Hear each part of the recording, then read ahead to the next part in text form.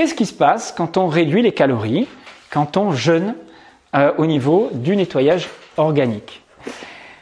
Parmi tous les mécanismes que je vous ai cités, le principal, le plus important, c'est pas le déstockage des graisses, bien que ça compte, hein.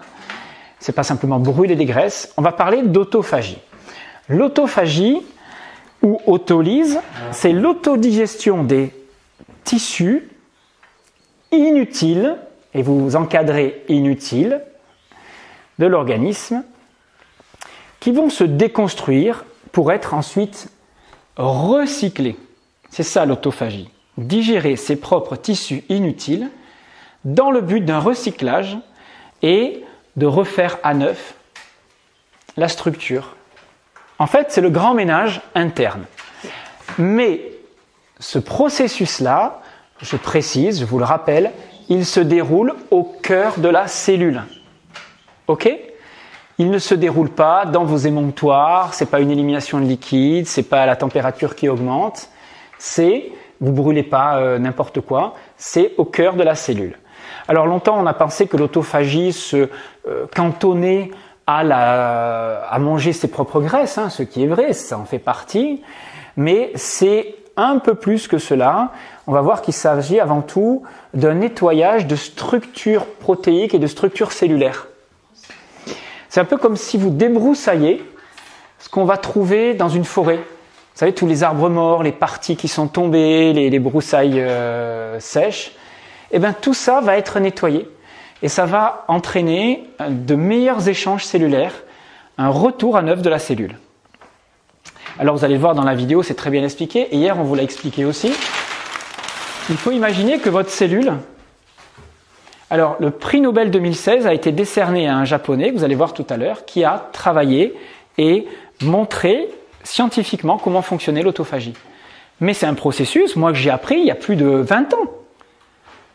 Et de la même façon, hein, je veux dire, on le connaissait, mais on a montré les effets sur la longévité de l'autophagie, et comme c'est un scientifique de renommée, eh ben, il a eu le prix Nobel, et maintenant, plein de travaux se tournent vers ça. Ça, c'est une cellule. Ça, c'est son noyau. Et autour, vous savez que vous avez plein d'organites cellulaires. C'est ce qui permet à la cellule de fonctionner, de fabriquer de l'énergie. Vous avez le réticulum endoplasmique, l'appareil de Golgi, et puis vous avez les fameuses mitochondries, qui sont la centrale énergétique de la cellule. Donc ça, il faut que vous l'appreniez, hein, les élèves. Hein. Vous avez une vidéo là-dessus. Il faut que vous sachiez comment fonctionne la cellule. Ici, vous avez des structures qui meurent, des bactéries, des éléments qui vont finir par n'être plus utiles et se dégrader. La cellule fonctionnera moins bien si ces éléments restent là tout le temps.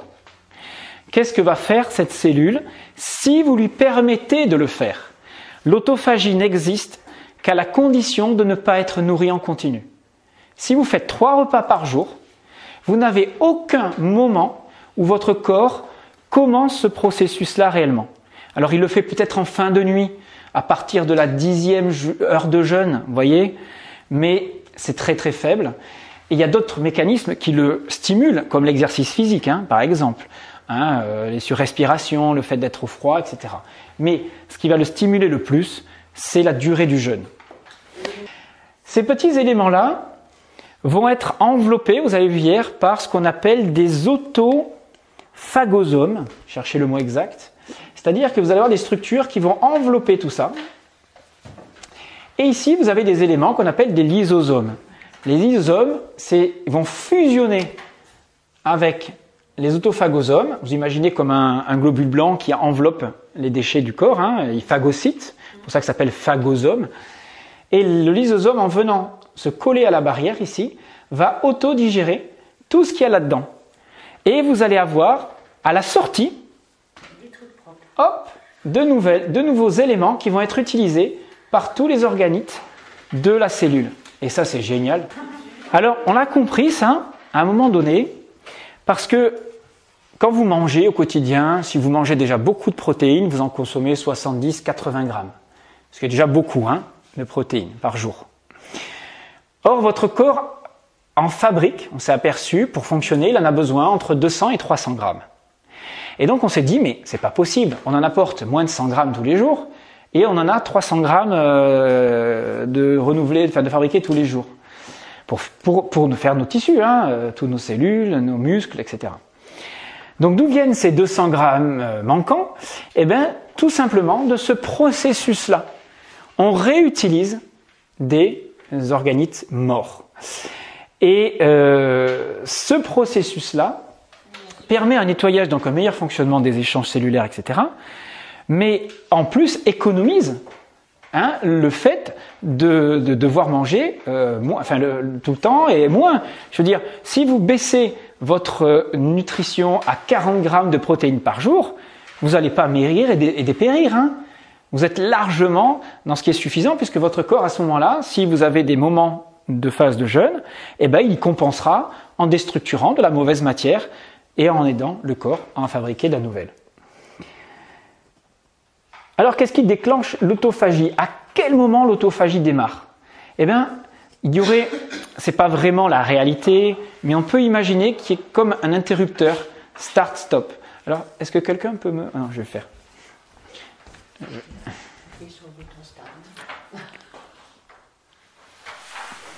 Voilà. Donc, le déclenchement de l'autophagie se fait quand les taux d'insuline chutent en dessous d'un certain chiffre, c'est-à-dire qu'il n'y a plus quasiment de sécrétion d'insuline dans le corps. Alors, l'insuline, c'est une hormone sécrétée par le pancréas qui vous permet de faire rentrer dans les cellules les nutriments. C'est la clé qui permet aux nutriments, protéines, lipides, glucides, de rentrer dans la cellule. Sinon, vous n'êtes pas nourri en fait, comprenez. Mais s'il y a trop d'insuline constamment dans le corps, vous faites une hyperinsulinémie parce qu'elle est tout le temps stimulée parce que vous consommez trop de glucides en particulier ou d'acides aminés même un peu, et bien cette hyperinsulinémie fait qu'elle va entraîner une résistance des cellules à cette hormone et il en faudra toujours plus pour que vous puissiez être nourri et vous arrivez jusqu'au diabète de type 2. Alors on l'expliquera, ne notez pas tout ça. Donc au moment où l'insuline chute, alors elle chute, votre pancréas arrête de sécréter de l'insuline en dessous de 0,9 g de glycémie. Et dès que vous êtes en dessous de 0,9, vous n'avez plus d'insuline. D'accord? À 0,95, il y en a peut-être des traces, mais votre pancréas est quand même au repos, quoi. En dessous de 1 g, c'est déjà bien. En dessous de 0,9, plus d'insuline. Donc le corps se met en alerte. Ça veut dire, il n'y a plus de nutriments dans mon sang. Je vais le chercher dans le glycogène, puis je vais le chercher dans les cellules. Comprenez le processus? Il se met en alerte. Et à ce moment-là, vous allez avoir l'autophagie, le processus qui se déclenche. Parallèlement à ça, vous allez avoir 2 voies enzymatiques dans le corps. Ça, il faut le savoir. C'est juste des nouvelles recherches aussi qui le montrent. Voie enzymatique qui s'appelle AMPK. Donc, c'est des enzymes qui permettent le catabolisme, qui permettent le renouvellement et qui déclenchent l'autophagie.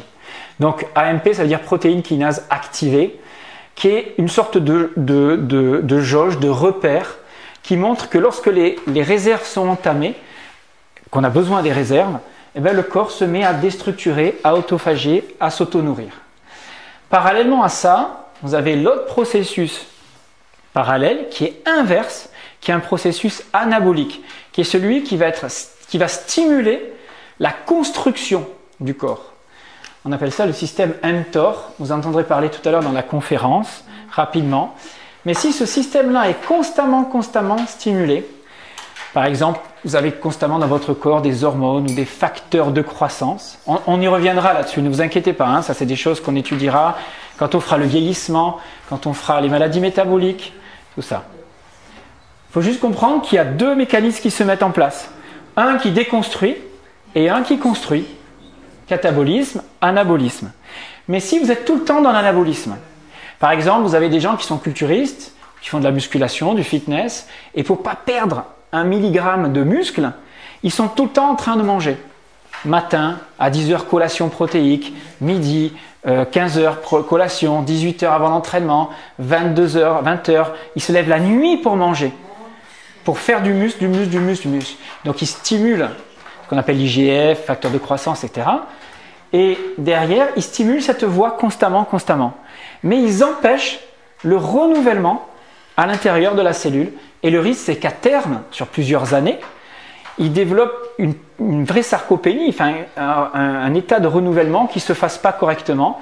Et il y a un risque qu'ils aillent moins bien sur le plan de la santé. C'est en train d'être étudié, il y a pas mal de recherches à ce niveau-là. Il faut laisser le temps au corps d'avoir des phases de déstructuration qui permettront ensuite d'avoir des meilleures phases de reconstruction. Toujours alternance, repos, travail, anabolisme, catabolisme. Et les phases de jeûne permettent ça en fait. Alors pour bien autolyser, il faut, à part le fait bien sûr de jeûner, il faut d'autres facteurs. C'est-à-dire que plus le corps va avoir de vitalité, c'est un des facteurs les très importants, plus le corps va avoir d'énergie vitale disponible, plus il va envoyer cette énergie aux cellules pour le grand nettoyage, pour cette autophagie. Ça veut dire que si vous dilapidez cette énergie dans des pensées, des stress psychologiques, dans des randonnées énormes comme on peut faire, etc., eh bien vous avez compris, c'est pareil, l'autophagie sera légèrement moindre. Alors, c'est pas vraiment vrai parce que quand vous jeûnez en plus de randonnée, l'exercice physique fait que vous allez devoir déstocker plus, puisque vous brûlez plus d'énergie. Mais le soir, quand vous allez vous coucher, la nuit, cette phase autophagique, elle sera peut-être moins forte. Et que ce soit Mosseri, Shelton, Dewey, etc., ils imposaient du repos à leurs patients. Toujours, toujours, toujours. Ne pas dilapider cette énergie, surtout dans les premiers jours, vous êtes dans la phase de transition là. Vous avez vu, on n'a pas envie d'aller faire des grandes randonnées. On a envie de s'aérer, mais on n'a pas envie de faire 3 heures de montée. Donc, physiologiquement, jeûne et randonnée, jeûne exercice et tout ça, dans les premiers moments du jeûne, c'est pas l'idéal. Après, à partir du 6-8e jour, là, l'énergie revient, vous aurez envie, vous pourrez faire des choses un peu plus importantes. Ou à la reprise alimentaire d'ailleurs.